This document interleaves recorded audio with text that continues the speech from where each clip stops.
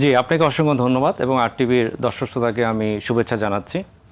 দেখেন, আমাদের সর্বাঙ্গে ব্যথা, ওষুধ দেব কোথা, এটা দিয়ে আমি শুরু করতে চাই। আমরা সব কিছু একসাথে আশা করলেও হবে না, কিন্তু শুরুটা আবার শুরু করতে হবে। আমরা ইংরেজিতে একটা ইডিয়ম প্রায় ব্যবহার করি যে বেটার লেট দেন নেভার, অর্থাৎ একেবারেই করব না তাহলে কোনো কিছুই পরিবর্তন হবে না। এখন আমরা যে পরিবর্তন দেখছি ঢাকা শহরে, পরিবর্তনটা আমরা সবাই জানি অনেকটাই ভিজিবল হয়েছে। অনেকেই কিন্তু শুরুতে অভিযোগ দিচ্ছিল এবং আমাদেরকে নিরুৎসাহিত করারও চেষ্টা করেছে যে ঢাকা শহরে বিগত 20-25 বছর ধরে বিভিন্ন সময় উদ্যোগ নেওয়া হয়েছে ট্রাফিক সিগন্যাল, কিন্তু সেটা কাজ করেনি। এবং কাজ করেনি কেন, সেটার আসলে বিচার বিশ্লেষণ ছাড়াই তারা আসলে এটা ঢালাওভাবে বলার চেষ্টা করেছিল। আমি যে জায়গায় আসলে বলবো, কিন্তু সে জায়গায় আমরা একটা চ্যালেঞ্জ নিয়েছি এবং চ্যালেঞ্জ নিয়ে আমরা দেশীয় প্রযুক্তিতে আমরা ডিজিটাল সিগন্যালগুলি বানিয়েছি। হাদুজ্জামান, বাংলাদেশে আসলে কোনো কিছু ইনিশিয়েট করাটাই কঠিন, কারণ সবাই পেছন দিক থেকে টেনে ধরে।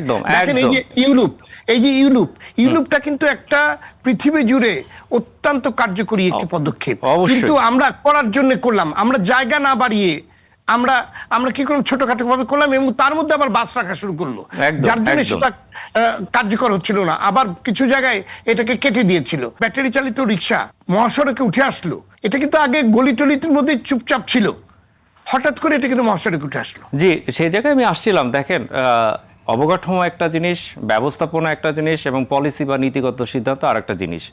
আমরা এখন মূলত আসলে অবকাঠামো যেন ফাংশন করতে পারে সেই চেষ্টাটা করছি। যেটা আমি বলছিলাম, আমরা বেশ কিছু জাংশনে আমরা দেখেছি যে ইতিমধ্যে কিন্তু জাংশনের যে গড় গতিবেগ সেটা বেড়েছে এবং বিশেষ করে ভিআইপি করিডোর, এয়ারপোর্ট করিডোরে যারা যাতায়াত করে তারা সুবিধা পাচ্ছে। কিন্তু আপনি যেটা বলার চেষ্টা করছেন, দেখেন আসলে কৃত্রিম বুদ্ধিমত্তা বা এআই যে কথাটা আমরা বলছি, এখানে আমরা এআই দিয়ে আসলে কি করার চেষ্টা করছি সেটা হচ্ছে আইনকে যেন সবাই সম্মান করে, যেন মানে। এটা একটা মাইন্ডসেটের পরিবর্তন, এটা কালচারের পরিবর্তন।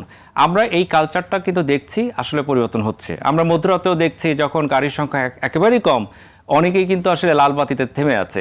এটাও তো আপনাকে একটা বড় একটা পরিবর্তন হিসাবে আমাদের দেখতে হবে। অবশ্যই, মানে আইনের প্রতি, মানে আইন লঙ্ঘন করলে যে তার বিচার আছে সেটা কিন্তু এখন অবশ্যই এটাই আমি বলার চেষ্টা করছিলাম। এবং আপনি দেখেন যে আপনি ইউরোপ বলেন, আমেরিকা বলেন, তাদের যে এআই প্রযুক্তি, এআই এর সুবিধা তারা শতভাগ নিতে পেরেছে। তার কারণ হচ্ছে তারা এআই ক্যামেরা বসানোর পাশাপাশি সড়কের যে গ্রামার আছে সেই গ্রামারটা তারা ঠিক করতে পেরেছে।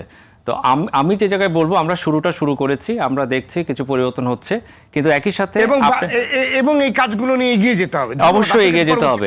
এখানে থামার কোনো সুযোগ নেই আসলে, সুযোগ নেই। আপনি দেখেছেন আমরা গত কয়েক সপ্তাহে আমরা অনেক গুজব দেখেছি, এআই ক্যামেরা বন্ধ হয়ে গেছে, এই ধরনের গুজব ছেড়ে মানুষকে আসলে বিভ্রান্তি করার চেষ্টা করেছে। আমি অনেকের তো এতে লস হচ্ছে, বুঝছেন না, অনেকের লস হচ্ছে, কারণ আপনার সড়কে যদি বিশৃঙ্খলা থাকে, এই বিশৃঙ্খলার বেনিফিশিয়ারি অনেকেই বেনিফিশিয়ারি।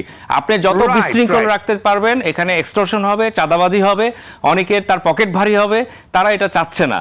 তো এটা থেমে গেলে হবে না। আপনাকে আমি এখানে একটা নিশ্চয়তা দিতে যাচ্ছি, এআই এর যে কলেবর সেটা বাড়ছে। এখন 30টা পয়েন্টে আমরা এআই ক্যামেরা দেখছি, এটা অতি দ্রুতই আপনি দেখবেন প্রায় 120টা, এটা আস্তে আস্তে পুরো বাংলাদেশে ছড়িয়ে দিতে হবে।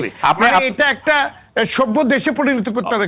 অবশ্যই, যে দেশে সিগন্যাল কেউ মানে না, লাল বাতিতে মানুষ যায়, মানে গাড়ি যায় আর সবুজ বাতিতে থামে, তো সেটা তো একটা অসভ্য জায়গায় তৈরি হয়। অবশ্যই এটা আফ্রিকার, শুনেন আশিক ভাই, এটা আফ্রিকার অনেক জঙ্গল আমরা যদি তুলনা করি, ওই জঙ্গলেও একটা আইন আছে। আমাদের এই আইনটাও ছিল না। এই বিশৃঙ্খল এবং উশৃঙ্খল যে পরিবহন ব্যবস্থাপনা, আমি যেটা বলছিলাম, আপনি অতি সম্প্রতি দেখবেন আরো 120টা পয়েন্টে এআই ক্যামেরা বসানো হয়েছে এবং ইতিমধ্যে চট্টগ্রামে একটা প্রকল্প নেওয়া হয়েছে, সেখানেও অনেকগুলো গুরুত্বপূর্ণ ডিজিটাল ক্যামেরা বসানো হচ্ছে। আপনাকে ধন্যবাদ, আপনাদের ধন্যবাদ যে আপনারা এই কাজটি ইনিশিয়েট করেছেন, এক্সিকিউট করেছেন, এবং আশা করি আপনারা এটা নিয়ে থেমে থাকবেন না, আরো দূরে যাবেন। আমি পরবর্তীতে আমার আরো কিছু প্রশ্ন আছে আপনার কাছে, সেটা নিয়ে আপনার কাছে আসবো। ধন্যবাদ আপনাকে।